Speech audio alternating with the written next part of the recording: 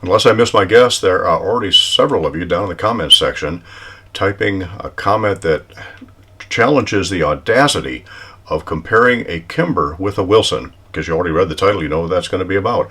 The only thing I ask is that you hold off for a few minutes till we get through to the end, and I may agree with you, but then again, I may not. Stay with me.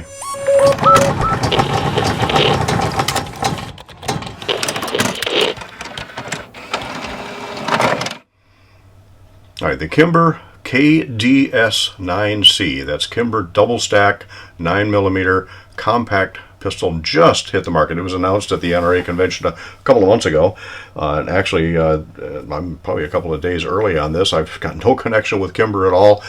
I bought this thing retail, and again, Kimber didn't send it to me, so I'm not under any kind of a non-disclosure agreement for the unboxing and eventually range review of this. But here is how the Kimber comes.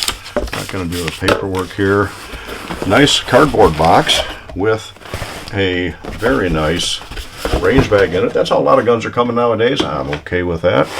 And in that range bag, let's see, we got the usual paraphernalia stuff: warranty card, lock, let's see, extra fibers for fiber optics, so you can go green or red. Looks like a couple of Allen wrenches for something. We haven't even read the owner's manual yet, so we don't know what it's all about. But I am going to find out. And we open up this side. There is one more 15-round magazine. Again, it's the Kimber double stack. And in here, I hope there's a gun. It was when I left my local FFL. And voila, there it is. All right, I had literally just came back from my FFL where I picked this up. Ordered it Wednesday night, and here it is on a Saturday, and it is here.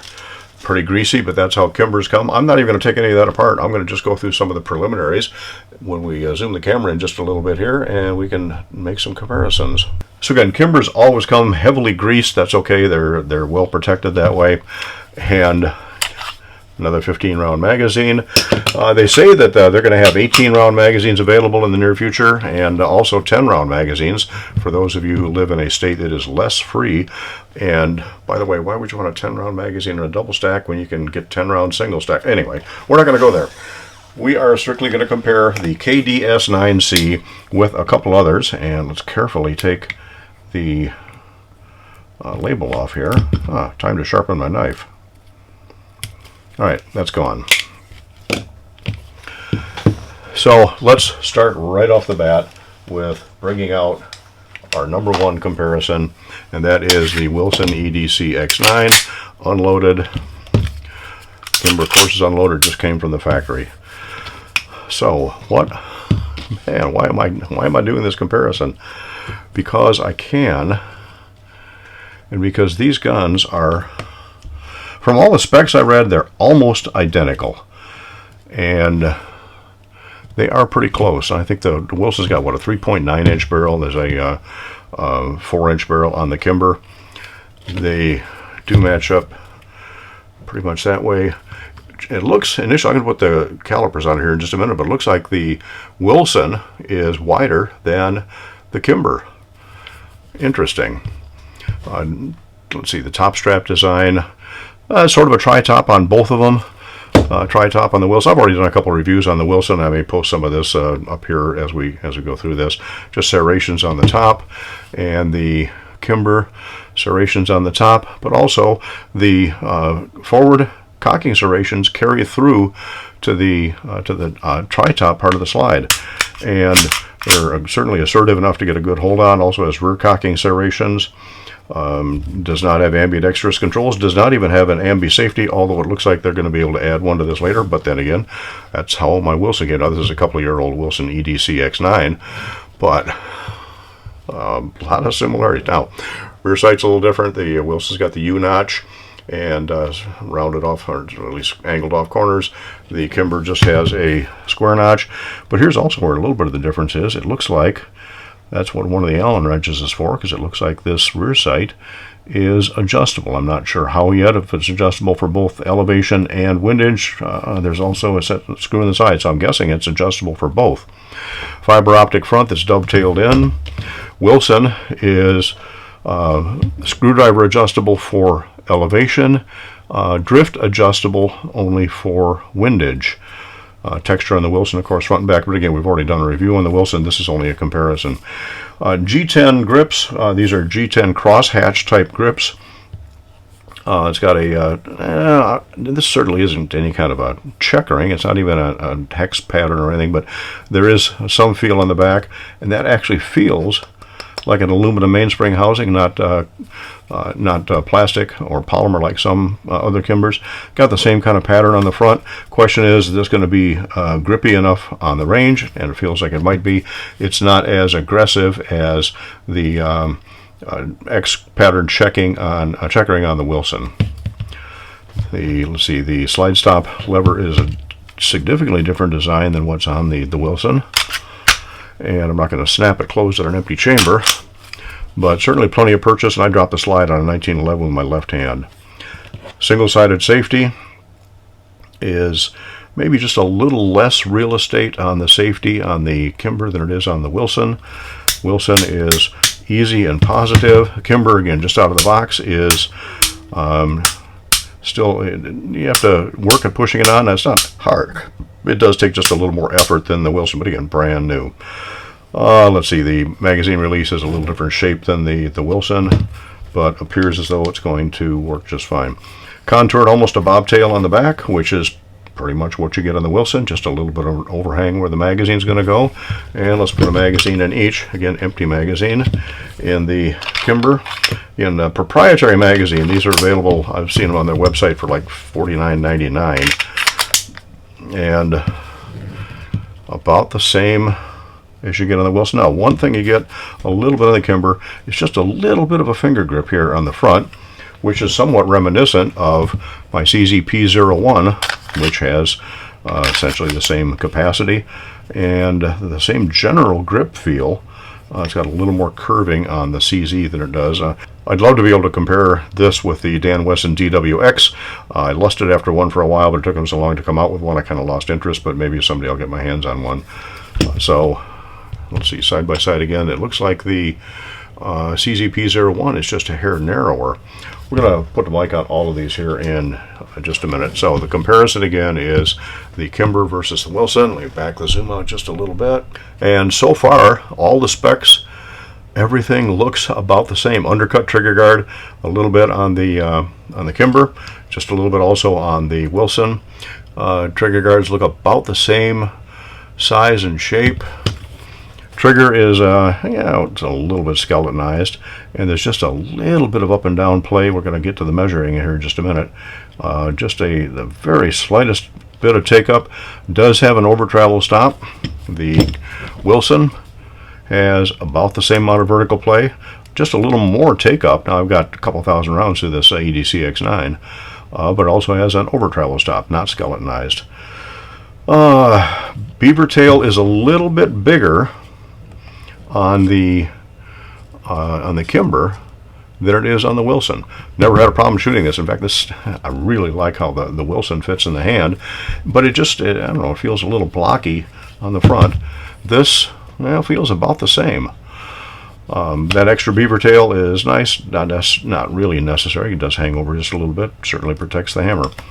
All right, a couple of other questions on it before we get into the trigger. One is, what about weights? Are they going to be any different? Well, let's find out. Normally I'll weigh loaded guns, but since they're the same capacity, it's not going to matter a whole awful lot. Pardon the overhead lights that are glaring on the scale here. And let's see, the standard is the Wilson with a magazine in, 29.6 ounces. Now, Wilson or Kimber advertising say the KDS9c is going to be 25.3 with a magazine, and I'm getting 28.4.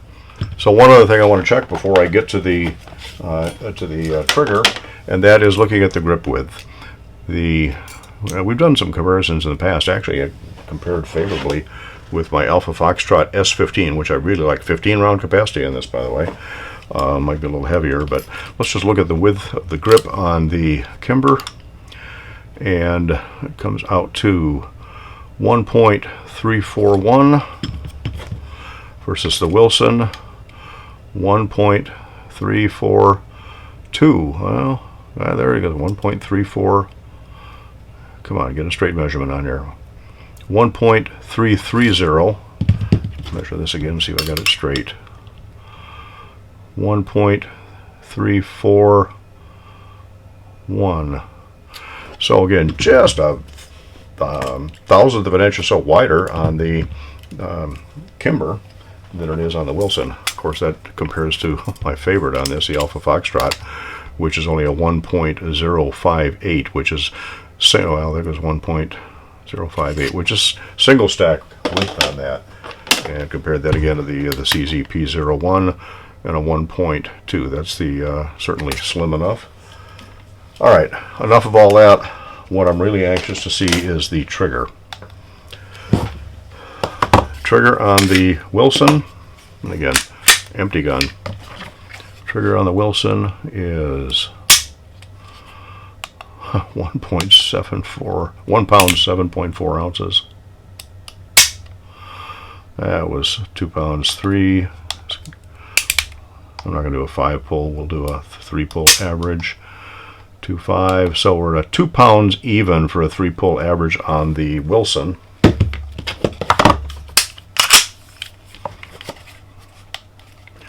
Start all over with the Kimber. Again, Wilson's got a couple thousand rounds through it, and the Kimber is just out of the box. Now they say between 3.5 and 4.5. First pull is 3 pounds 10 ounces. Hammercock's a little bit easier on the Kimber. So 3.97 for 2 of them.